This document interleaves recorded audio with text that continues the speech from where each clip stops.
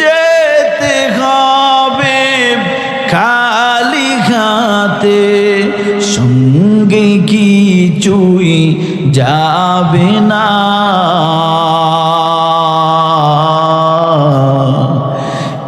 আরে তিন হাত জায়গা পাবি, পাবি না রে বিছানা।